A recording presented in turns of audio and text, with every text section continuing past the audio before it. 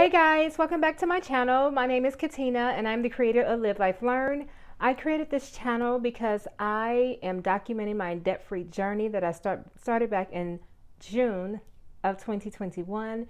And I just simply wanted to share my journey, share my experience, and take you guys along with me. So if you're interested in getting on a debt-free journey and you want to know how to do it, how to get started, well, this is the place to be. So you guys, I'm bringing you another video. It's been a few days. Well, it's been like 13 days, I think, since my last video. But I'm bringing you guys another video today, or I should say before I go to work. So I'm going to go ahead and jump into it. But before I do that, I just want to thank you guys for subscribing to my channel. I really appreciate you taking the time out to watch my videos. My whole goal here is to inspire someone, to also inspire myself, and to keep myself accountable on this journey. This is the first ever sort of journey that I've ever taken and that I've taken very seriously. So my goal is to not only inspire myself, but to inspire others to work their way out of debt, be inspired, get out of debt, take control of your money, right? So again, thank you guys for joining me, for watching my videos. Thank you guys for subscribing to my channel. I really appreciate it so much. That my channel is growing subscriber by subscriber.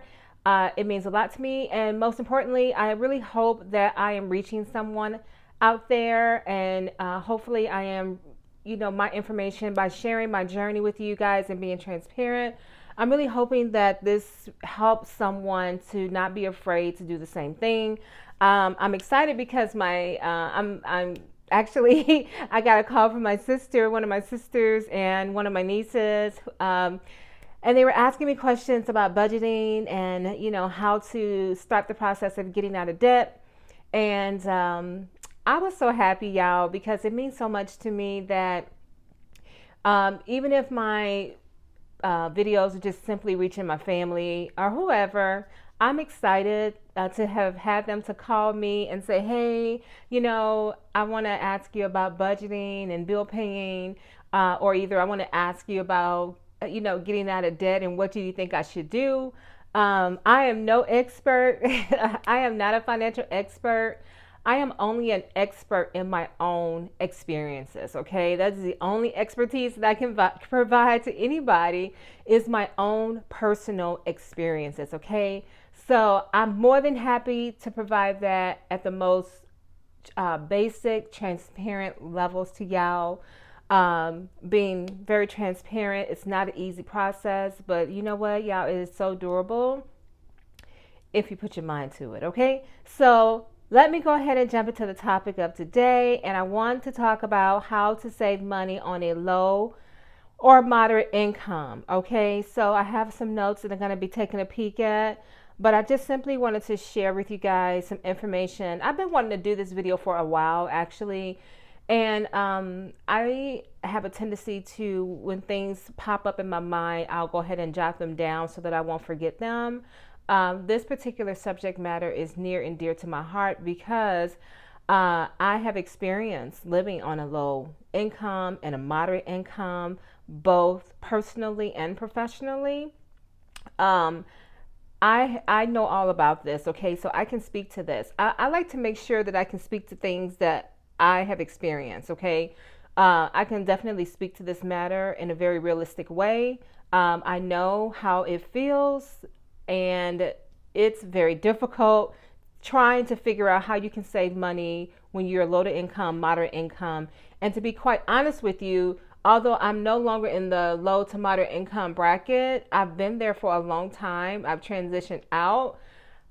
I can honestly say that it still is challenging to save, although we're beyond the low to income, moderate brackets, right? And you know what? I want, if nothing else, it doesn't really matter sometimes how much money you make. If you are unable to budget, small amounts of money, you're going to have difficulty budgeting more money, okay?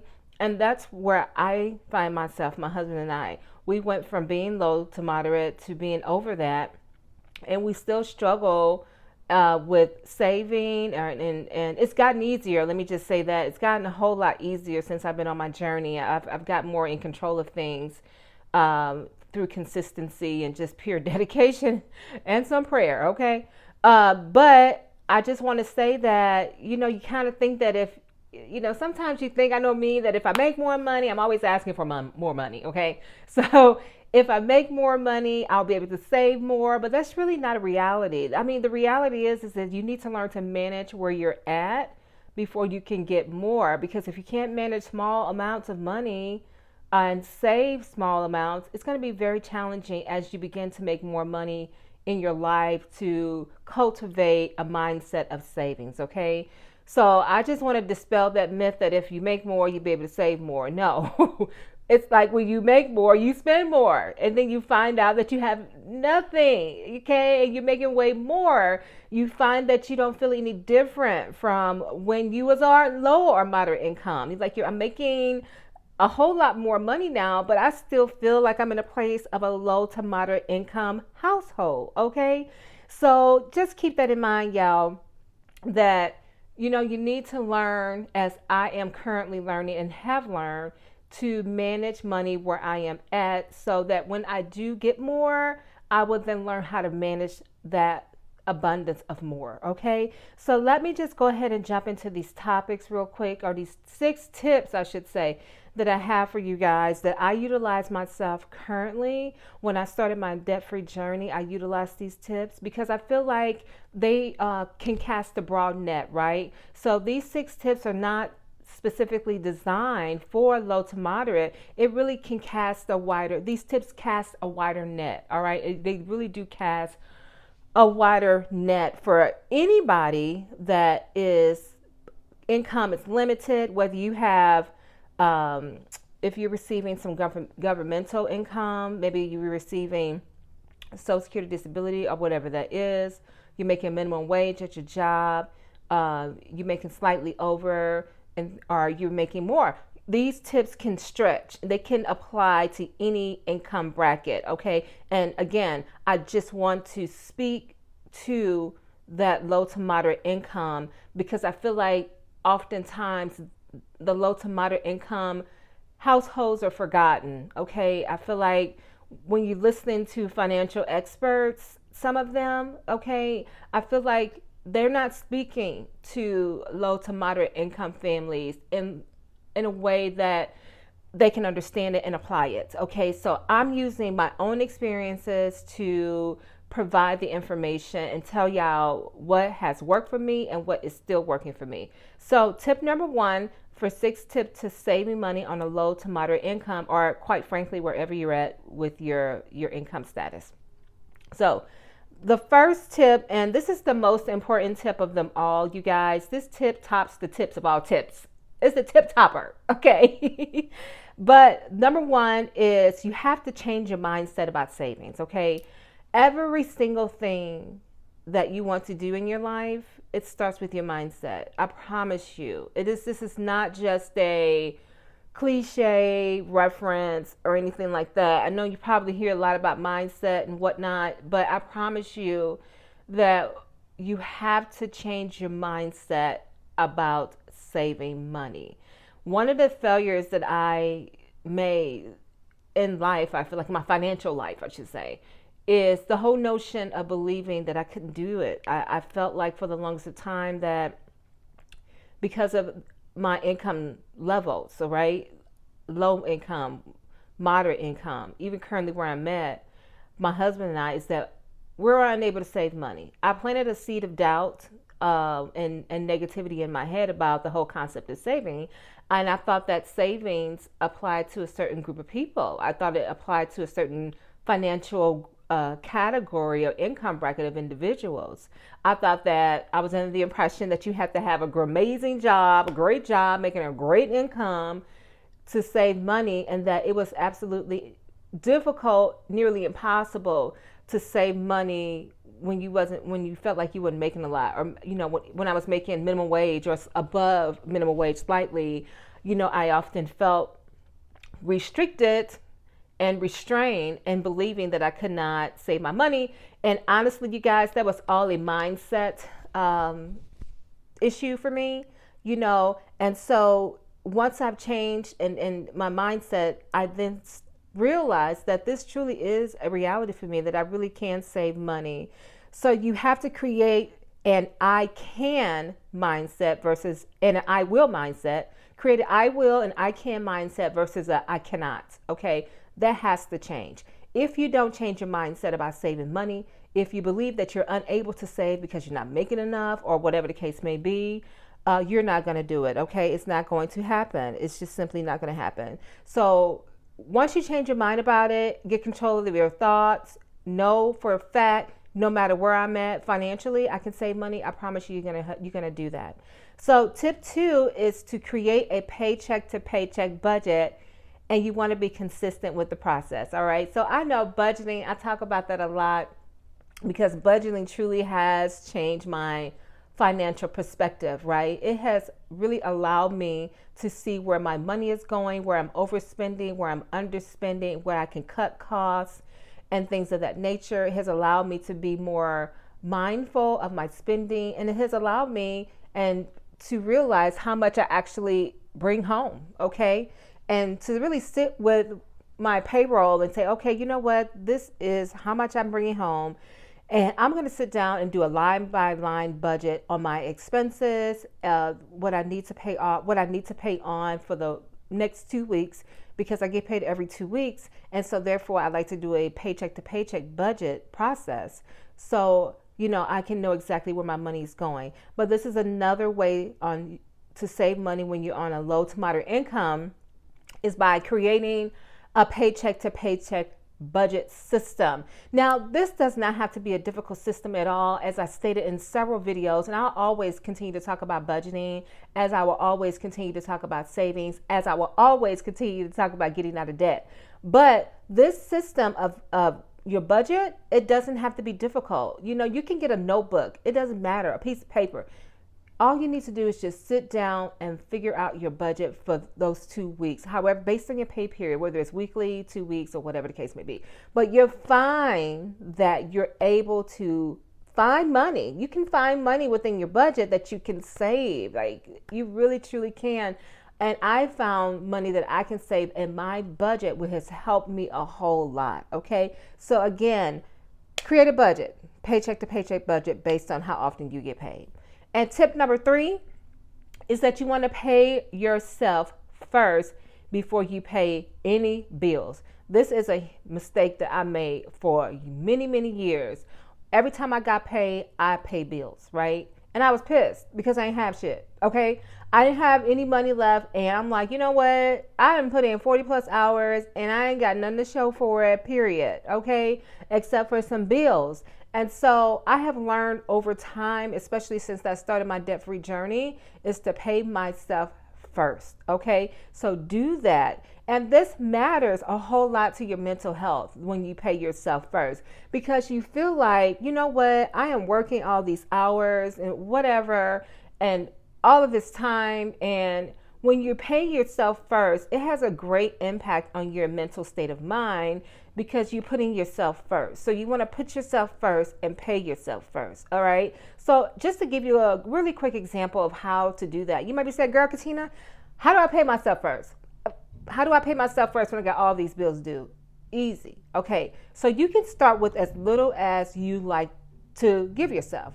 Now, just remember, if you allow yourself or give yourself an allowance, which is what I do, I call my allowance paying myself first.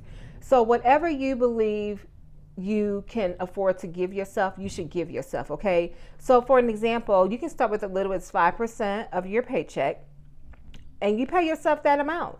Or if you don't want to do a percentage, that's perfectly fine. You can, you know, if you want to pay yourself $50 every time you get paid to do whatever you like to do with it, you can call it self-care. You can call it whatever you want, but you can do $50, $100, you know, whatever you feel like that you can do that's feasible and still maintain your bills, right? That's what I'm talking about. So if you get paid, let's just say hypothetically speaking, your paycheck every 2 weeks is $11.25. That is your take-home pay.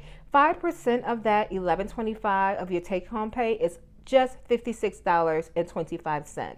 And if you decide that, you know what, I'm going to pay myself this 5% of my take-home pay of $11.25, You could take that $56.25 and pay that, well, that would be your pay to yourself, right? I know it might sound small. You can do whatever you like with that money because you're paying yourself. You're giving yourself something. So you could either do whatever you will with it, or you can save it. Okay, it's up to you. But whatever you do, please indeed pay yourself first. I think that's so important. So tip number four is to pay your bills on time. This will help you avoid any sort of late penalties or also fees. Money you cannot afford, and I know I sure as hell cannot afford to give money away to any creditors. I'm done with that. Okay, so I get the whole concept of, sometimes you pay your bills late, but you're assessed late fees. All right, you are losing money when you have to pay late fees. All right, I know, like even like overdraft fees with the bank. Try so hard to avoid overdraft fees if you can. You can. You can avoid those overdraft fees. Okay, I hate them. I used to be the queen of overdraft fees back in the day, but I've learned that I can't stand them damn fees, and they drove me insane. Okay, so just be sure that that you do avoid at all costs any sort of late penalty fees with your credit cards, with your bank, or whoever you owe. Just be sure to pay your bills on time. You cannot afford, neither can I, to give money away to creditors that they sure as hell do not need. So please do that. Y'all, the creditors and stuff like that make billions upon billions of dollars off of late fees. Okay, they make billions of dollars, and I'm gonna actually look that up and put it in the notes of my video, just to show you guys how much these creditors make off of late fees. All right, banks too, credit unions, they make a lot of money off us, when we don't pay our bills on time. So you want to focus on paying your bills on time. Okay, I know it might be hard sometimes, but do that, and just so that you can avoid late fees, so that you can save that money. All right, so tip number 5 is to create a savings plan that includes the following. Y'all know I love a good savings plan. All right, so you want to create savings plans. So important. Number 1, under the saving plan tip, you want to create a emergency or rainy day fund. This is going to save you money. All of these tips are going to save you money, but it's so important to have an emergency fund or either a rainy day fund, whatever you want to call it, so that you can save some money. In an event that you have some sort of breakout money emergency, you don't have to worry about borrowing any money from anybody to have to pay them back. You don't have to worry about calling your friend, calling your sibling or someone in your family, or going to try to get a loan from somewhere to try to deal with some sort of emergency. So if you start now creating an emergency fund or a rainy day fund, it's going to save you some money. It's going to not only save you money, it's going to save you your mental mind. Okay, it's going to save you stress physically and both mentally if you go ahead and start an emergency rainy day fund. Now, I did a video a while ago on how to start an emergency fund and why it's important to create one. So if you want to know how to do that, just go ahead and check out my video about that. It's a lot of good information on how to start one and why, most importantly, why you need to have one. Number 2, under tip 5 on savings, is you want to think about and consider, which is something I just started, was to create an in-home money jar fund.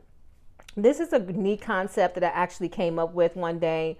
Actually, 2 weeks ago, to be quite honest with you. I came up with this idea 2 weeks ago on creating just a simple home money jar fund, in which you can put whatever you want in it. It doesn't have to be a designated amount unless you designated that amount.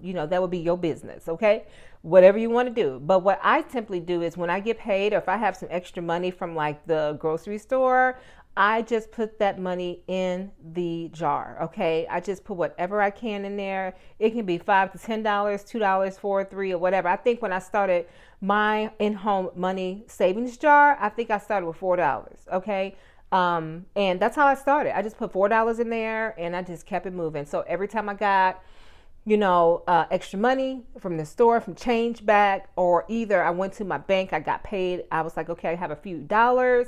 I went ahead and just put it in the money jar, because you can use that for whatever you need it for at your house. So let's just say you created a budget for gas, right? You had a line item gas budget in your paycheck to paycheck budget, right? And you exhausted that money because y'all know gas is high as hell. Okay, it is high. And so things are going up. We all have that experiences. We know what that feels like. So let's just say you did not have enough gas to make it to the next pay cycle. You have exhausted that gas budget line item. And you're like, you know what? I need a few more dollars to get me through the week until my next paycheck. I need gas, right? So instead of asking someone to cash app you gas money, okay, you don't have to do all that. You just go to your money jar and take that money out, and there goes your gas money. Another good example of why you should have this cash jar at home is because let's just say you've exhausted your grocery funds, right, in your budget. You've spent whatever the budget you had available, you exhausted it, and perhaps you need maybe some eggs, some egg milk, or whatever the case may be. You need to fill a few things in your pantry, in your fridge to carry you to the next pay cycle, to carry you until you're able to create your next budget with your grocery line item in it. And you need to have maybe, a few dollars to go to the grocery store to pick up something that's necessary for your house, right? Instead of asking someone to cash app you some money for some tissue, okay, for some paper towels, for some milk, some eggs, some butter, you can just go to this jar and get the money out. Boom, there it is. You don't have to worry about paying nobody back. You don't have to worry about stressing out about how you're going to get this couple of items, right? You don't have to worry about that because it's already available to you in your home. You created it. And so that is a great way to save money because you don't have to worry about paying anybody back later. Okay. It's all about saving money. All right. Number 6, and this is the last tip that I have for you guys about saving money on low to moderate income, is to do not create any additional debt by using your credit cards. And this tip is extremely important. This kind of piggybacks off tip 5, I should say, on why you want to create a savings plan. You don't want to create additional debt. That's going to prevent you from saving money. It's going to cost you money, okay? So you want to also refrain from buying things you don't need. This is something that I battle with all the time still today. I've gotten so much better with it. I'm able to tell myself no now these days, okay? But there's I do have days where I struggle. I be on the struggle bus, okay? And so you have to really work hard at refraining from buying things you don't need so that you can save your money. All right. So if you're tempted to buy something, as I am occasionally, because I'm in a mental funk or whatever, or I just be feeling some type of way, you want to be sure that you have triggers in place that's going to prevent you from shopping. And what I mean by that, you can establish something like calling a friend if you have one and say, you know what? I really want to buy something and I know that I shouldn't because I'm going to be wasting money and I need to save money, okay? I was listening to Katina and she gave me 6 tips on how I can save my money where I'm at financially. And I'm struggling today, okay? I want to buy something offline, all right? So you have a friend that you can lean on and depend on that can persuade you not to do such a thing, to stay on target with your goals, all right? Another way to put a trigger in place or trigger examples so that will prevent you from shopping or spending money and losing money is that you might want, if you get this idea of you want to shop, you might want to go for a walk. Okay, you take a walk somewhere, go to the park and start walking, or just walk in your neighborhood. For me, what I do, I'm learning to put these little triggers in place. I'll talk to my husband, and y'all, sometimes, girl and guys, talking to my husband don't be working. Okay, it just don't, because I'll be listening. Okay, sometimes I'll be like, what? I'll talk to him about it. He'll say, you know what, you don't do it. And I'm like, whatever. Okay, so what I'll do is I'll go walking, y'all. I'll do something. I'll journal. I'll start reading. I'll start going, doing some sort of nail work, doing some, stuff with my nails or whatever, practicing with my nails. I'll start painting.